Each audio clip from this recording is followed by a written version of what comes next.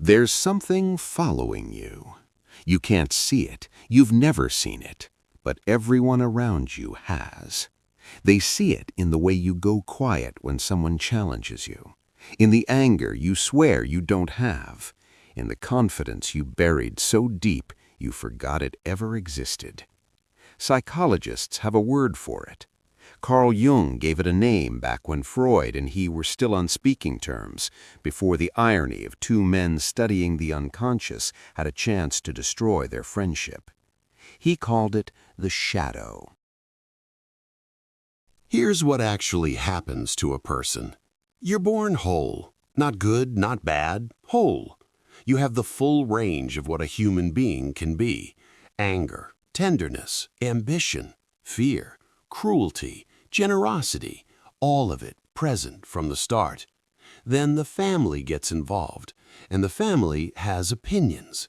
Some of what you are gets approved, encouraged, rewarded with warmth and eye contact and the specific comfort of being loved.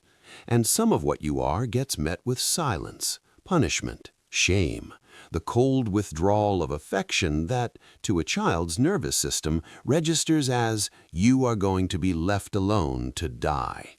That's not metaphor, that's biology. So you adapt. You cut off the disapproved parts, not surgically, not cleanly, but in the way a wounded animal favors one leg. You stop using them. You stop seeing them. Eventually, you stop knowing they exist. And the shadow grows. Take a girl, 7 years old. She knows exactly what she thinks. She tells you.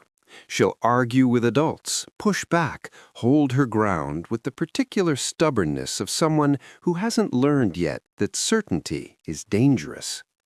Then she learns. The family's message comes in various forms. Sometimes it's explicit. Little girls don't speak like that. Sometimes it's just a look, a dinner table gone cold, an affection suddenly withheld without explanation. She learns to be sweet, quiet, agreeable. She gets very good at it. 20 years later, she sits across from a therapist, and the therapist says something that makes her uncomfortable. Not because it's wrong, because it's right. The therapist says, "You're angry," and something in her chest seizes up because she genuinely does not recognize that. She's not performing calm. She is calm. She's been calm her whole life. Except she hasn't. She's been suppressing, and the suppression became so complete it passed for identity. The confidence didn't disappear. The assertiveness didn't vanish. They just moved to a room with no lights, and she stopped going in.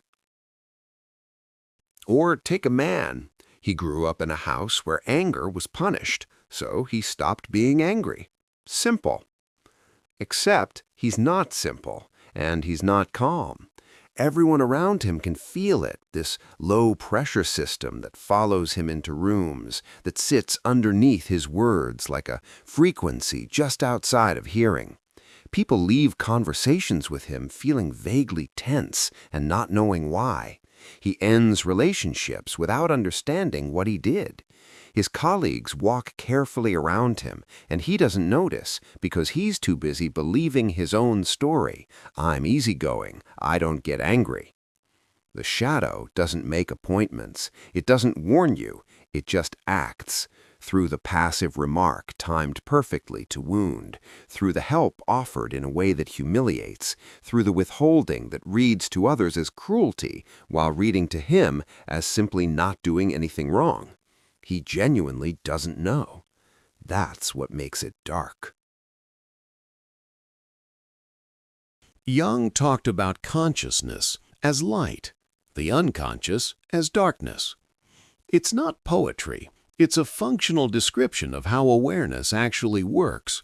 You cannot deal with what you cannot see, and what you cannot see is still moving around in the dark, running into furniture, causing damage you'll spend years apologizing for without understanding.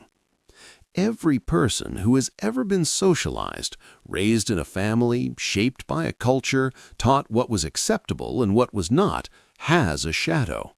Every single one. The question is not whether you have one. The question is whether you're going to keep pretending you don't. Shadow work is the name given to the process of making the unconscious conscious.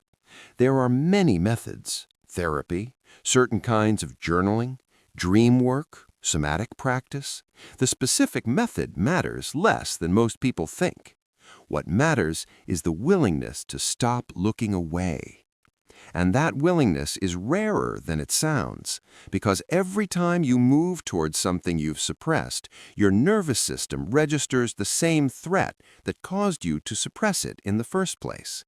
Your body doesn't know the difference between the original rejection and the memory of it.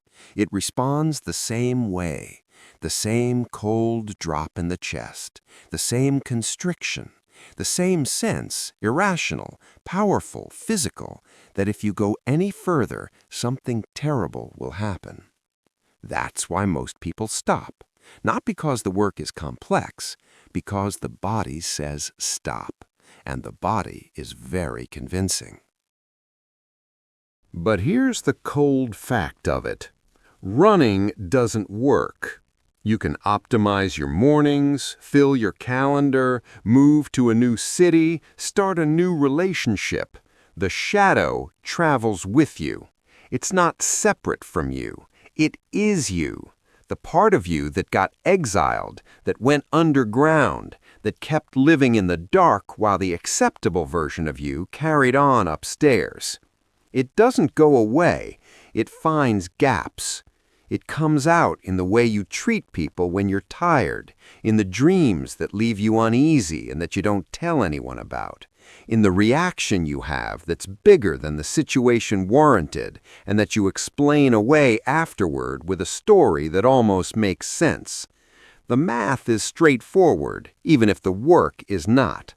You either go toward it deliberately, with some degree of control, some support, some willingness, or it comes at you sideways repeatedly until the accumulated cost becomes impossible to ignore. Most people wait for the second option. The woman who buried her confidence eventually finds it again, not because she had a breakthrough moment, because she got tired, because the cost of smallness became higher than the cost of looking. She goes back to the room with no lights. She opens the door. What she finds there isn't a monster.